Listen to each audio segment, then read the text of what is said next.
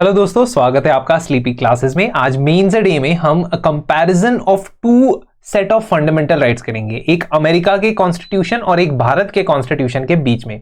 Examine the scope of fundamental rights in Indian constitution and compare it with the American bill of rights. इस सवाल को हम देखेंगे कि कैसे हम आंसर कर सकते हैं।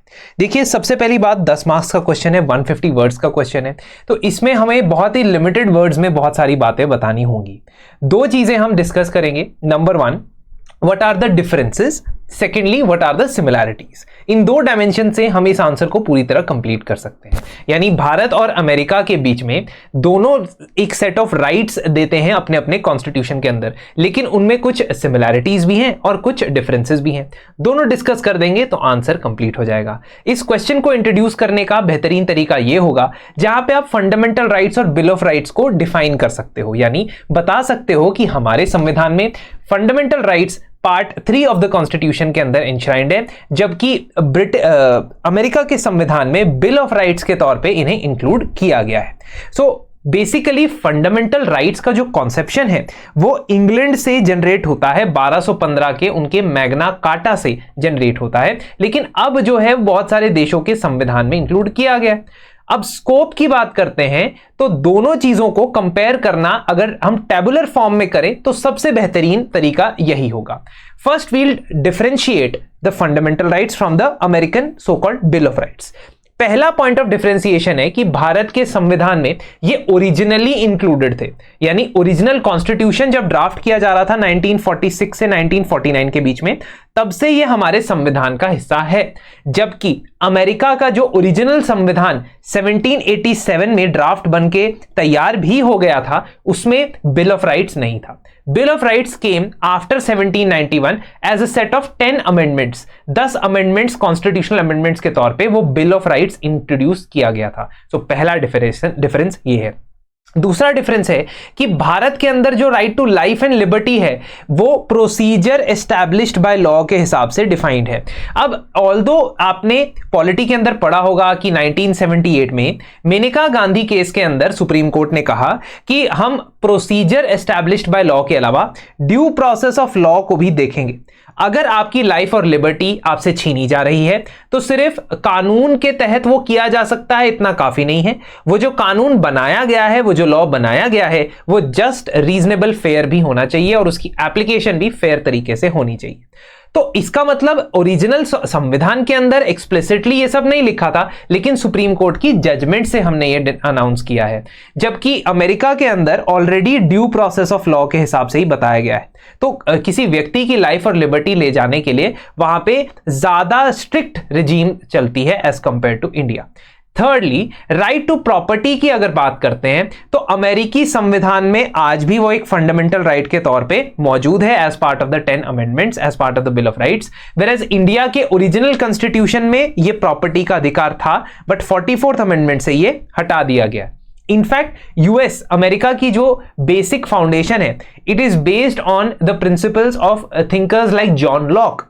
और जॉन लॉक के हिसाब से 3 नेचुरल राइट्स हर व्यक्ति के पास होते हैं, right to life, right to liberty and right to property. इसी वजह से ये फंडामेंटल राइट बहुत ज्यादा इंपॉर्टेंट है अमेरिकन संविधान में। अगर इंडिया की बात करें तो इंडिया में जो कॉन्स्टिट्यूशनल रेमेडीज अवेलेबल है उसमें यह स्पेसिफाई किया गया है कि अगर आपको पिटीशन करना है किसी को तो आप किसके पास जाओगे।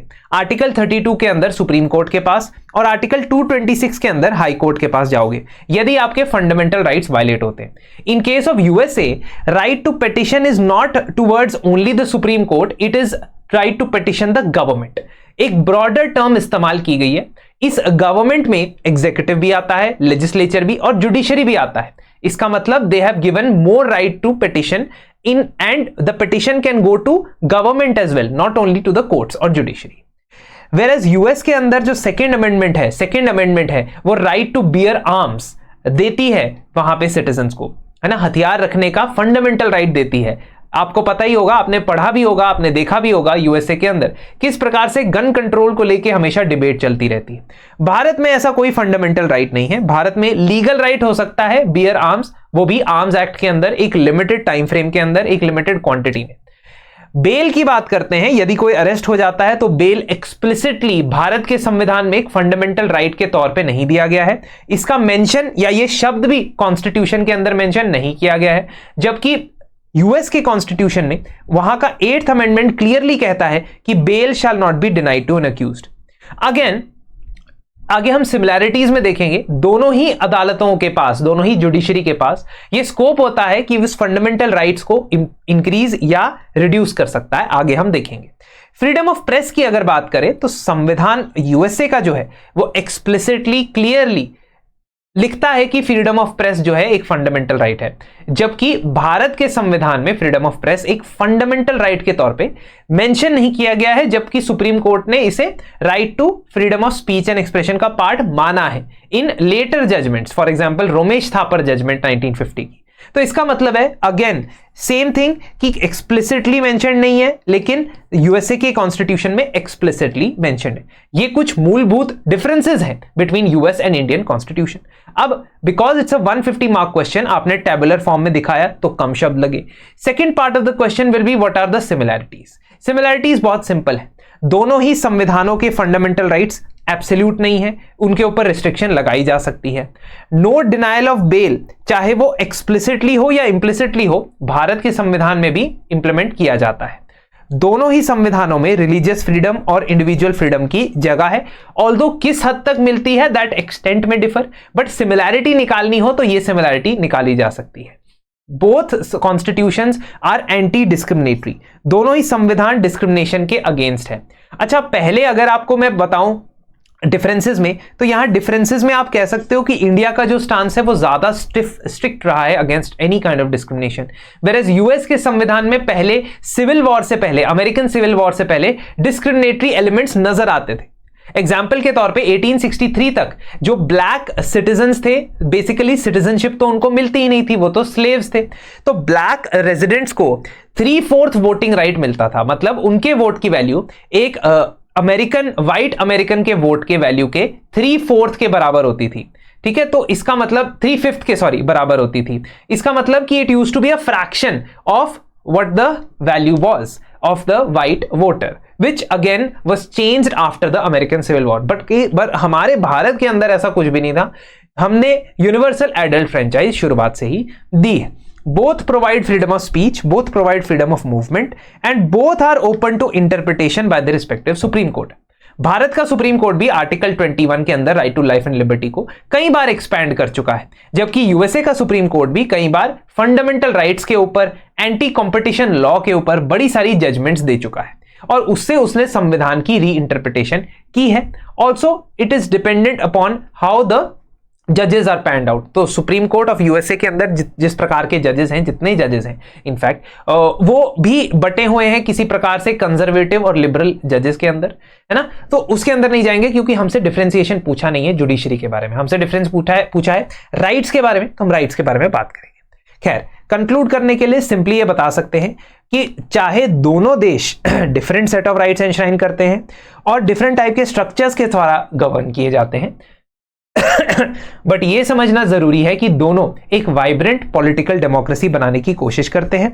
इंडिया जो कि सबसे बड़ी डेमोक्रेसी और यूएसए जो कि सबसे पुरानी मॉडर्न डेमोक्रेसी के अंदर गिनी जा सकती है। So it can be considered as two areas or two particular constitutions which have worked towards a particular idea. अब अगर बात करें हम कि किस प्रकार से हम मेंस को टैकल करते हैं यहां स्लीपी क्लासेस के अंदर, उसके लिए आपके यूपीएससी मेंस के पिछले 10 सालों के सवाल एक ही जगह पे, एक ही प्लेटफॉर्म पे, अलग अलग फ्रेमवर्क्स के थ्रू सभी सब्जेक्ट्स के कवर किए जाएंगे, GS 1 से लेके 4 इंक्लूडिंग एथिक्स तक। ये हमारे PYQ के कोर्स में होगा, जहां आप आंसर राइटिंग की जो स्किल है उसको डेवलप करोगे और half of the syllabus problem will be covered because PYQ के थ्रू आप वो कंप्लीट कर सकते हो। तो अगर आप चाहते हैं तो एनरोल कर सकते हैं, ठीक है। एंड फॉर डिस्काउंट्स आप हमारे नंबर पे कांटेक्ट करेंगे तो इस पे डिस्काउंट भी अवेलेबल हो सकता है, ठीक है। धन्यवाद और मिलते हैं आपसे अगले हफ्ते, जहां हम एक और क्वेश्चन आपके लिए लेके आएंगे।